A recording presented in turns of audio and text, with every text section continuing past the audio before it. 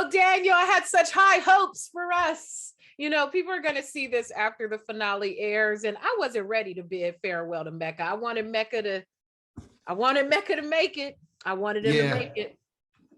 But before we talk about that, this was such a phenomenal season. I mean, probably one of the most talked about seasons of the Power universe overall. 3 personal takeaways for you from this season, watching it from beginning to end and being part of such a juggernaut show. 3 personal takeaways.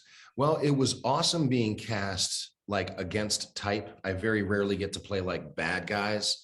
And Mecca was, he was a bad guy when he had to be, but he had what he believed were good intentions. So they humanized him. I thought that was cool. So to be able to play him, just that character I miss him. I wish he was still around. Also just observing the genius and work ethic of Courtney Kemp. 50 as well, but I had more exposure to Courtney. Felt super supported as an actor. She made sure that the environment was very actor friendly, that we were equipped with all of the backstory and information that we needed in order to deliver good performance. And getting to know some of the actors on the cast. I'd say that's the 3rd takeaway. Made a couple really good friends, and Woody McLean being, probably the main one, because he and I had, most of my scenes were with Woody, were with Mecca. It was Mecca and Kane for a lot of the season. So yeah, those are the 3 takeaways. And it was just, I can't overesteem how amazing of an experience this was. And I'm sure it's going to do great things for my career going forward. Absolutely. I always one of my favorite things about Mecca was just the energy, the confidence. We never unwavering. We knew what to expect. Mecca was not playing around. He was not playing any games, and he will slit your throat fast if he thought he was crossed. Playing a decisive, some people would say playing a character like that doesn't have layers, but I disagree. I thought he had a lot of dimension to him, in that he had soft spots and blind spots, which is unusual. How would you describe him overall? I mean, you did a great job. It's hard for me to top your description. He definitely had soft spots. The primary 2 were Zeke and Monet. Obviously, everything that he did, it was about massaging that, that end game, that agenda of getting back what he feels like getting what he felt like he never had, or that maybe what was taken from him. But, obviously a very violent streak, very manipulative, very cunning. And unfortunately, we have now found out he's the GOAT of global snitching as well. So, I mean, even if Monet had gone with him, even if she had succumbed to his advances, they would have been fugitives from the law. They would have been, they'd be flying around on private jets and driving expensive cars and eating caviar, but they would be constantly on the run because of Mecca's past. So probably turned out the way it should have. Maybe so. For the GOAT, that was such a great line. That was such a funny line, and it was so unexpected. Michael Rainey is really, really something else. Let's debunk. There's this huge rumor that's kind of floating. I don't know how huge, but I got to thinking about it, and I thought it was kind of interesting. Let's debunk the rumor. Is Mecca Ghost's brother? The answer to that question is no. But I spoke to Courtney about this too, because I saw it floating around. It was a very well put together theory or hypothesis, and they made a bunch of connections that I never even noticed were there. But no. And Courtney has had a very thorough answer. I would not do it justice to try to paraphrase it here, but the bottom line is no, they were not related. Okay. But it was very cool that they connected Mecca's storyline back to the mothership show. Had Lobos and Ghost's death and all of that. That was really cool. That further legitimized the character of Mecca and makes him even more relevant to the Power universe and not just the show Ghost. So I love that. If you could look into a crystal ball, one of Mecca's big plans was he wanted to take Monet and her kids, and they would leave the life and do their own thing.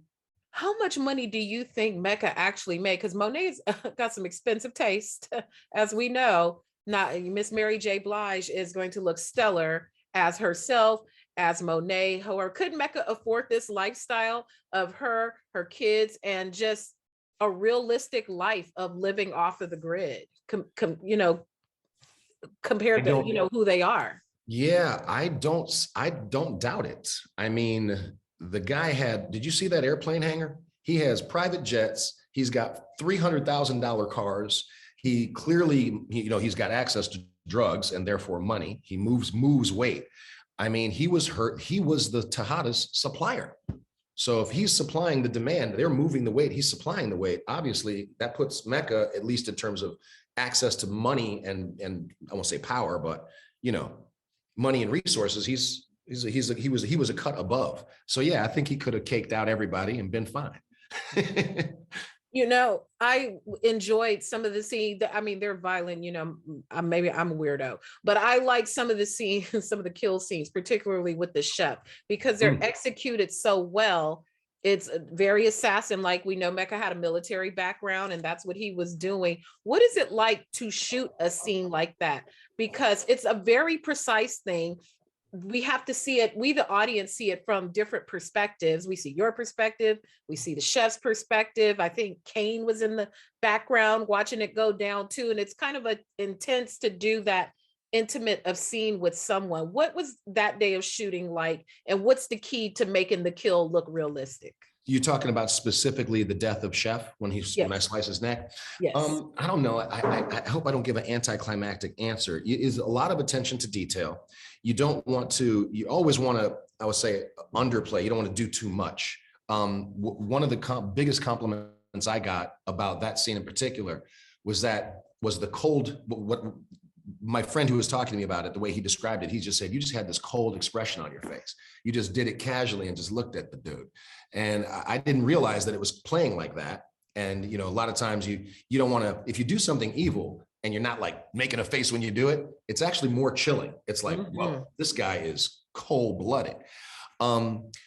When you're doing a death scene like that though, and he's not the only one, there was another guy.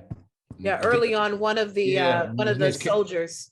His character, I think the character's name was Nuff, Nuff, also got his throat slit. That was in Mecca's apartment. Chef did the throat slitting in that case. Right. But in both cases, the hardest part of the scene is getting all of the gear to work. So they have like tubes that are running up their shirt.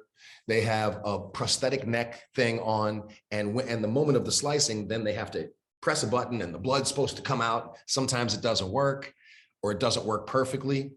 And if you're the person that's supposed to be bleeding, now you have the fake blood. I don't know what they make it out of. It's like a corn syrupy kind of thing. It's sticky and cold. And now it's running down your shirt and you have to do another take and another take.